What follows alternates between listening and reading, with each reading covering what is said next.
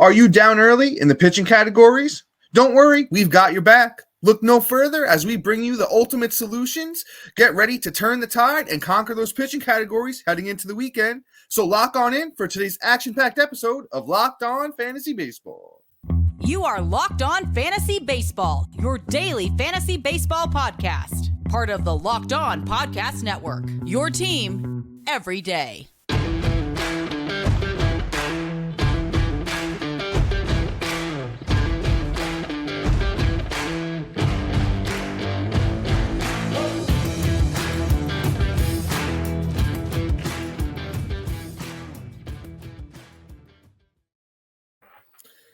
Hello, fantasy baseball fanatics, and welcome to the Locked On Fantasy Baseball podcast, brought to you by the Locked On Sports Network, your team every day.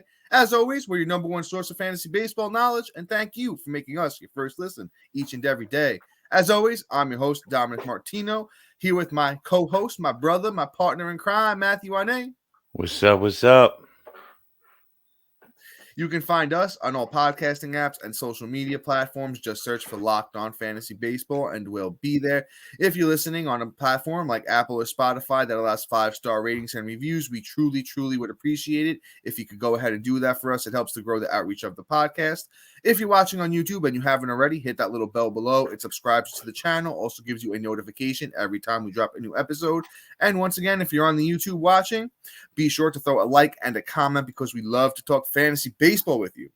Today's episode is brought to you by Bird Dogs. Go to birddogs.com/lockedonmlb, and when you enter the promo code LOCKEDONMLB, they'll throw in a free custom Bird Dogs Yeti style tumbler with every board or order. Check out Bird Dogs today. Before we jump into today's episode, we want to thank you for your support. We're almost at 2,000 subscribers on YouTube, and we couldn't have done it without you. If you enjoy the show and want to help us out, please share our podcast with a few friends who also love fantasy baseball or just baseball in general. We'd be truly grateful for your support and help sharing this podcast and helping it grow. On today's episode, Locked On Fantasy Baseball fans, we have a fully loaded one for you. Let us be your team's secret weapon, as always, while we provide you with pitch and ditch candidates heading into this weekend and a few that might be throwing at the beginning of next week. Matt, that's always a lot of talking for me at the top. Why don't you lead off with our first guy here? Alrighty. Let's talk about somebody that got the call up, didn't start off hot, but seems to have done a little course correct, but also is a great streaming option for this weekend. That's Louie Varland. Louie Varland, doing his thing right now. Let's see here. He's got about 23 innings pitched. He's got about 27 Ks. That K per 9 is definitely there. He's got a 4.3 ERA. Let me just get this little start up here for him real quick. And Varland actually had a nice start after having a real terrible start on his season opening here. So Varland against the Cubs literally on the 14th went 6 innings, got the W, 7 Ks, a 4.26 ERA, which isn't bad for him. So those Ks are going to be good, especially if you're down in the strikeout categories. Again, on the 9th, he had 6 Ks with a 1.5 ERA with a 1.117 whip. So, he's not going to destroy you in ERA or whip. It may be a little bit inflated going against the Angels, but this is the risk you're going to take going into the weekend where, who cares about what your ERA is or who cares about anything else besides Ks and wins at this point, because now you got to get the counting stats because you started off down in the week like I did, where, just guys had days off earlier in the week and now you're down. You got to overload to kind of make up the case. And, like Strider gets hit up and then you're just really screwed. So, if Louie Varland could at least boost the K situation, help at least get you that win in the K's category. So definitely check out Louie Varland. Yeah, Matt, I agree with you here. I don't think, Louie Varland's going to blow anybody away. He's been decent so far since he's got the call. I do like his track record in the minors, though. If you go back and you look at, Varland's minor league track record, it's actually pretty solid. In 2022, Varland had 8 wins, 5 losses across 23 starts with a 3.06 ERA, 126 innings, 146 strikeouts, and a 1.25 whip. He's never really been a whip guy, so don't expect him to help you in the whip. Against the Angels, let's see how that goes, with Ohtani and Trout and them boys. As long as he gets past those two, there's not really too many other threats. Renfroe is all right. And, Logan O'Hoppy's no longer there. So I think Varland could, maybe help you in ERA a little bit. He's definitely going to help you in the strikeout department. WHIP, probably not. The win is questionable, because the Twins are decent and, the Angels are decent. So let's see where things go with Varland. He's 28% owned on Yahoo, so he's available in quite a few leagues. Definitely is an exciting name that got the call, a few weeks back. And you know what? Maybe he could be a long-term thing, but with pitch and ditch, you never know. Our point here is to help get you through the weekend and, win those, pitching categories. Let's move on to somebody else here. He's kind of my boy. I know we've talked about him a bit, but he's still under-owned. And I think, until he gets up into that percentage where we stop talking about guys, I think we keep bringing him up. And it's Tanner Bibee. Once again, I know we already talked about Bibee this week. He already broke him down pretty well for you here. So I'm not going to say too much about him. I will just throw out his ownership percentage is still 45% owned. This weekend, he is going up against, I believe it's the New York Mets. I'm trying to load it up here just to double check for you guys. Yes, he gets the New York Mets this weekend. Bibee's numbers are great. 3.22 ERA, 103 WHIP, 22 innings, 22 Ks. This is the type of guy that could be a long-term thing. Could be a long-term thing here with Bibee. Let's see what Cleveland does if they want to keep him up. But I'm thinking they do. They're going to see what this next generation of young pitchers look like for them. They have a lot of great ones. Another one coming up maybe sooner than later. We'll be able to talk about him. Another guy that I'm pretty hyped about. But with Bibee, I think you definitely add him now, and you see where things go this weekend against the Mets. Taj Mahal Bradley worked out. We talked about him yesterday. He went up against the Mets today. Looked pretty good. I think Bibee can do the same. He has that deadly breaking ball pitch that they can't even really classify because it's kind of got its own movement and stuff like that. So go out ahead and add Tanner Bibee, 45% owned on Yahoo. Great job on Bibee. Definitely a nice matchup this weekend. Definitely scoop him up if you're down. But let's move on here. Let's talk about another guy that you're not really running to the waiver wire to go add this kid, but somebody that can help you out this weekend if you're down in the pitching categories, and that's Kyle Freeland. The Colorado Rockies. He's 40% owned, so he's not widely available, but you know what? He can give you a little plus matchup going against the Texans at Texas. Definitely not at home, which is another bonus in his favor. He tore up Philly last time he was out, got 8 Ks against them, got the W, didn't give up a run. And the start before against Pittsburgh, he had 4 Ks and gave up only a 2.57 ERA. His last 3 starts have been solid. So I like that. And I mean, a 4.5 ERA the one before, so I'm not too mad at it. And quite honestly, out of his last 9 starts, he's had about 5 of them that had 5 Ks or more. So this is a guy that, like, if you're down in the K category and you possibly want to scoop up a win, Kyle Freeland can be an excellent ad going into the weekend. So I would definitely check out Kyle and, see if he can give you that push to victory in the pitching categories. Tom? Yeah, Kyle Freeland's, he's all right. He's all right. He's been good this year. I think that's why, he gets the, thrown in today's episode. The 3.16 ERA and 1.11 WHIP look great.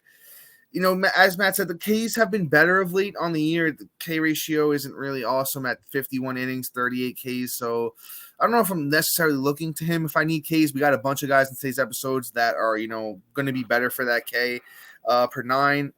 And with Corey Seager back in that Texas lineup, I don't know. I think Freeland's kind of a desperation play at this point. If you're looking for maybe a decent WHIP, what's his career WHIP? I want to see this as my, computer wants to, play games with me here. 139 career WHIP, so I don't even know if he's going to really help you too much in the WHIP department either. I guess this is a deeper league play here with Freeland. He's been good of late. Matt mentioned that last game against the Phillies was absolutely outrageous. We'll see where things go with Kyle Freeland. Yeah. Before we move on, though, I think, Matt, you think you got somebody here to talk about, brother? Yeah. Before we, go on and talk about Gavin Stone / Bobby Miller, Braxton Garrett, and Alex Wood as more pickups to make up, your down categories in pitching.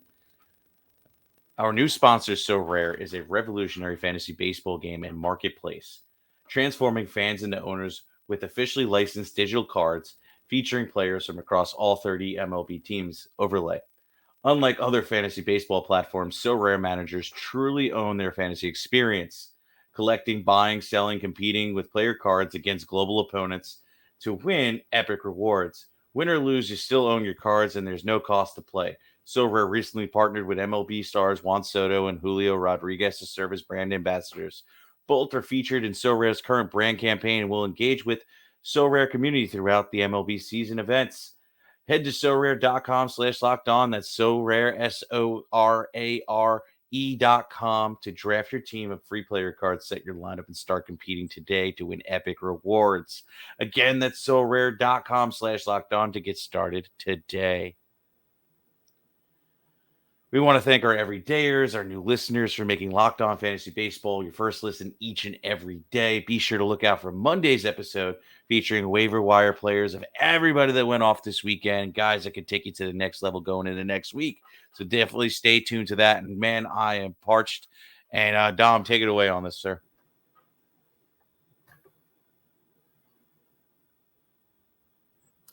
Yes, sir. So next up, we got two Dodgers pitchers here. I'm not sure which one is going to get the call. It's Gavin Stone and Bobby Miller. Dustin May is going to be out for quite a little bit here. I believe it was an elbow injury for him. And, it's really a shame. I was big on Dustin May. I know I preached about him all year last year. If you were, with us last year, that was one of my guys. And even coming into this year, when we talked about starting pitcher rankings, somebody that I was ranting and raving about. And, just hope Dustin May gets better soon. We'll, hate to see that he's dealing with another injury here. But let's move on to his possible replacements. Neither one has been super impressive this year. I'm not going to, front like these guys are, solutions or, the next big thing, because I'm not a firm believer in that. And whoever is going out there is going to probably get the Cardinals this weekend, or if it's not this weekend, it's the Braves early next week. So it's not going to be an easy matchup. This is really just throw them out there if you need them. I'll say this. Let me switch to some positive news here. Gavin Stone coming into the year had a great 2022. Gavin Stone in 2022, 9 wins, 6 losses, 1.48 ERA, course 25 starts, 121 innings, 168 strikeouts, and a 1.11 whip. So there is upside here for Gavin Stone. This year, through 8 starts in the minors and 1 start in the bigs, he's looked pretty bad. I'm not even going to candy coat it. He's looked pretty bad. That first matchup was against the Phillies, who have been, kind of up and down, but they can rake. On any given night, they can go out there and rake with Bohm, with Castellanos, with Harper. That team is just very, very talented. So, like I said, it wasn't like he had an easy matchup and he didn't perform. It was a kind of tough matchup, and, he was not great. So that's Gavin Stone. Bobby Miller is somebody that we actually have not talked about at all in this podcast. So I will give you the upside here on Bobby Miller, coming off of Gavin Stone. Bobby Miller in his last outing had 6 innings pitched, 6 strikeouts, gave up 1 run. He only walked 1 through 76 pitches. So he's a little bit stretched out from down there in the minors. And Bobby Miller is another guy. I'm not going to candy coat it. 5.65 ERA in the minors, 14 innings, 12 strikeouts, 1.18 whip. So the control has been pretty solid.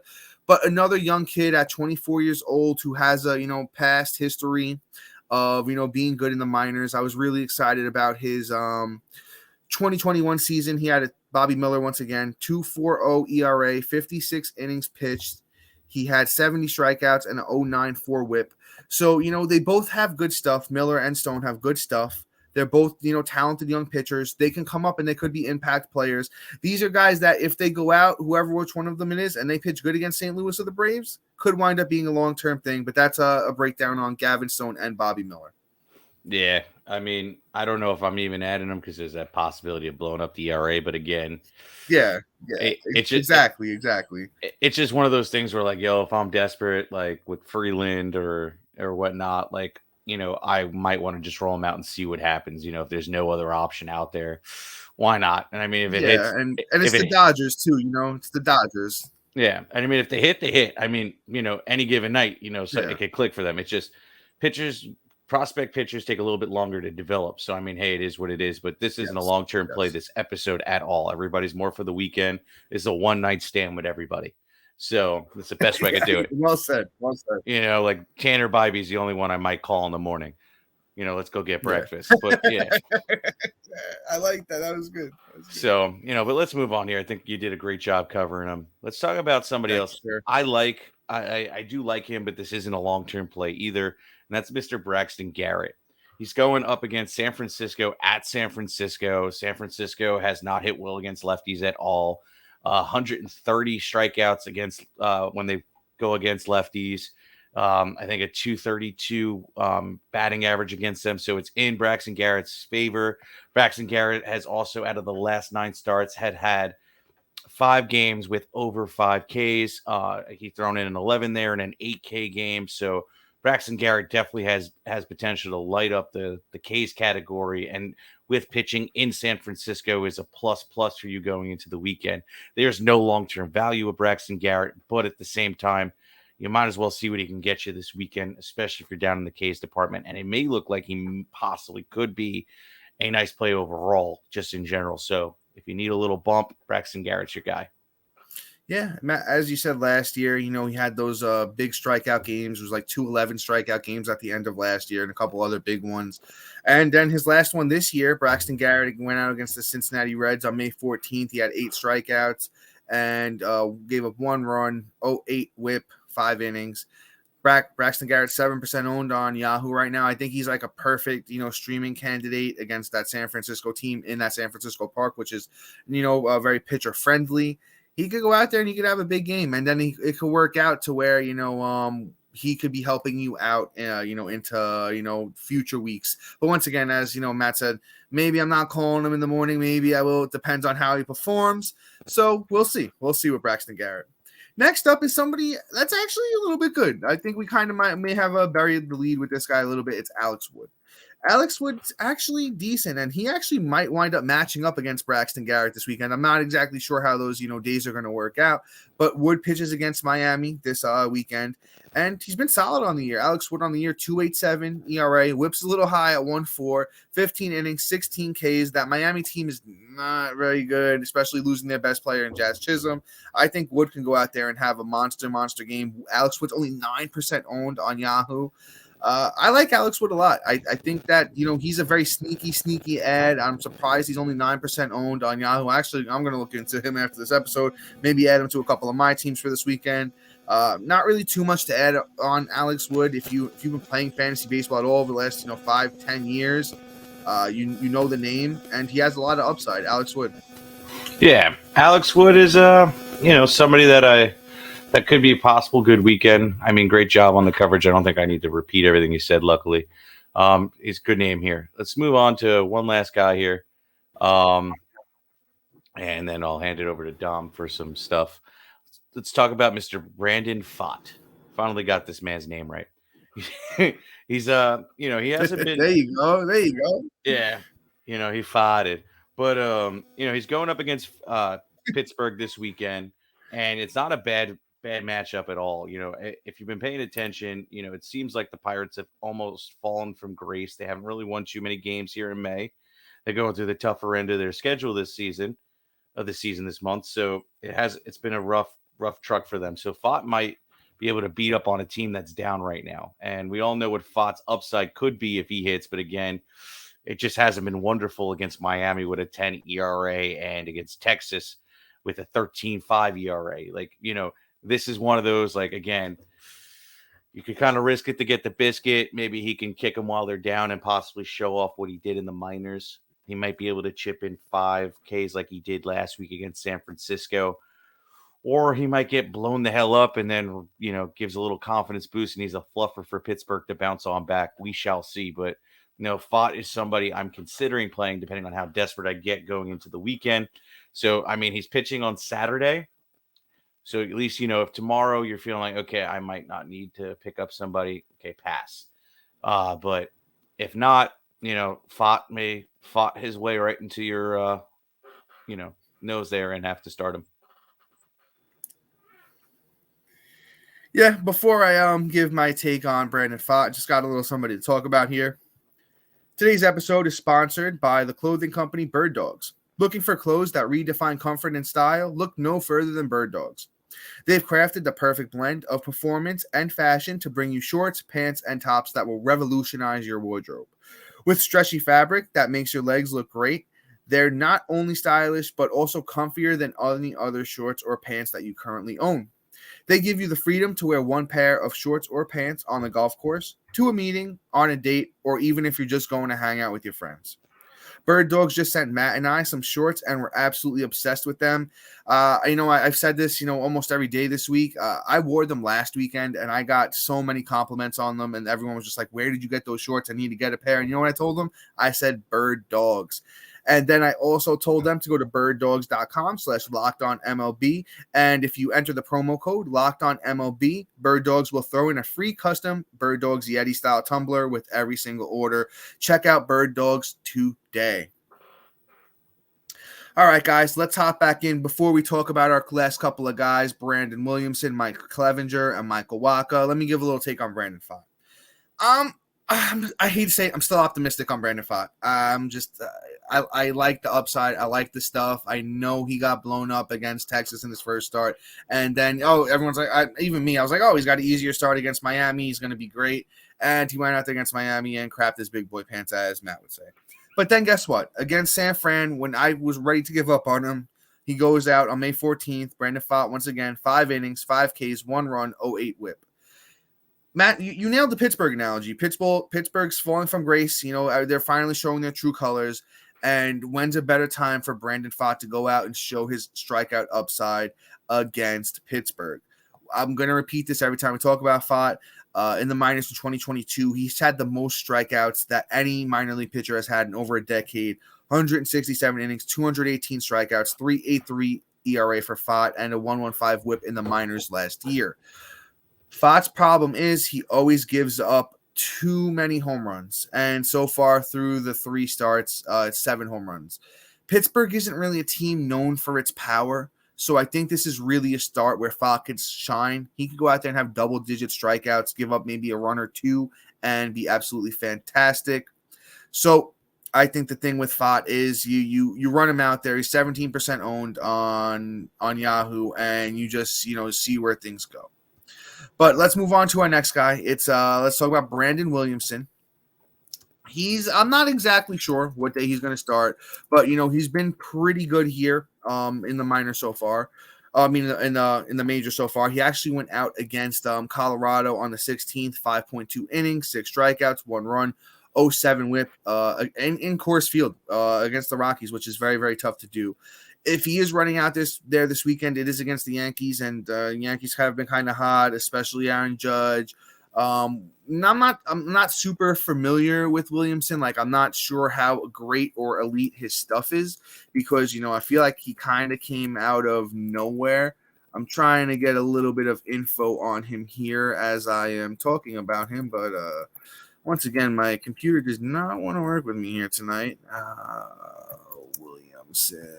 Okay, hold on. I got it coming for you guys. I know the Reds aren't a great team either, so, he might not necessarily go out there and get the win. He's 25 years old, has a decent minor league track record. He was better his first couple of years in the minors and recently. He's got some strikeout upside. Control is not great, but you know what? We've seen a few pitchers come up this year and kind of been good. I think he's more of a dart throw. This is like an NL only 15-man league type of play with Brandon Williamson. Once again, I can't really deep dive on him too much because I'm not super familiar with him, but you know what? The numbers look good so far in the majors against all odds. He went out there in Coors Field and pitched great. That's Brandon Williamson, 1% owned, Cincinnati Reds starting pitcher. Yep. Good job, Dom. I completely agree with whatever you said. I'm just going to move on to our last guy here. And we're going to talk about somebody we talked about yesterday. Yes, sir. It's Mr. Michael Wacha. We don't really need to go deep dive of why we think he'll be a good play for moving forward. But this next matchup is a little rough. Boston's been hot. They've been overperforming out the wazoo. They started off the month with like a 6-game win streak. And they really haven't lost much this month at all, which is kind of rough. But one thing I will say is, Wacha could throw up at least 4 to 5 Ks, and that could be the difference of winning the category. So if, Wacha just gets the opportunity, if you need the 4 or 5 Ks, Wacha might be the guy that gives you the opportunity to win. So I would check out Michael Wacha and, go from there. If you're desperate, roll him out there. That's Michael Wacha for you. Wacha. Yeah, we talked about Wacha. We talked about him. I believe it was yesterday. I know we talked about him this week at some point. It might have been yesterday. The days are just kind of starting to blend together here for me. But Wacha's last start against KC, absolutely dominant. 7 innings, 11 Ks. He's been good over his last 4 starts. Have been pretty solid. And then his actually second start of the year was great against that Atlanta Braves team. 6 innings, 10 strikeouts. So he does have some strikeout upside here against Boston. Boston's been a little bit better of late, and Wacha has upside. Yeah, he definitely has upside. Very, very good control for Wacha late in his career. He's definitely become more of a control artist, and I like what Wacha brings to the table. 41% owned on Yahoo, and you definitely could throw him out there to help your team this weekend. I do want to mention one last guy here. I know Matt really doesn't want me to talk about him. I'm going to talk about him anyway. This guy's more of a play for next week because I actually love where his starts line up for. It's kind of a preemptive ad. I know it's a pitch and ditch type episode, but look at it this way. If you're already up and you're looking to your matchup for next week, let's talk about Mike Clevenger real quick. He has 2 great matchups next week. He goes up against the Cleveland Guardians and the Detroit Tigers. He's only 25% owned on Yahoo. I know he's been a little bit up and down this year, but somebody that used to be an elite starting pitcher. If you're looking ahead to next week and you want a little sneaky, get ahead of the game, 2-star pitcher for next week. Once again, Clevenger pitches on Monday against the Cleveland Guardians. Then he goes again later in the week against the Detroit Tigers. So I think it's a very good preemptive ad, heading into next week. Once again, Mike Clevenger. But Matt, unless you want to add anything here, anybody else you might want to talk about real quick, we can wrap things up. I'm chilling, man. Go for it. All right, so that is all for today. Please be sure to like, subscribe, comment, rate, and review. Check out our website if you already haven't. And just a huge thank you for making Locked On Fantasy Baseball your first listen each and every day. And guys, once again, I'll say it, if you're still here, it means you're probably a fan of ours, and we truly, truly appreciate you, whether you're an everydayer or a new listener. And if you could just share, our podcast with a couple of friends or colleagues or anyone that likes fantasy baseball or regular baseball in general on our journey to 2,000 subscribers on YouTube, we would truly, truly appreciate it, and we'd be very, very grateful for that. But we will be back on Monday with another, waiver wire ad type episode. But until then, peace.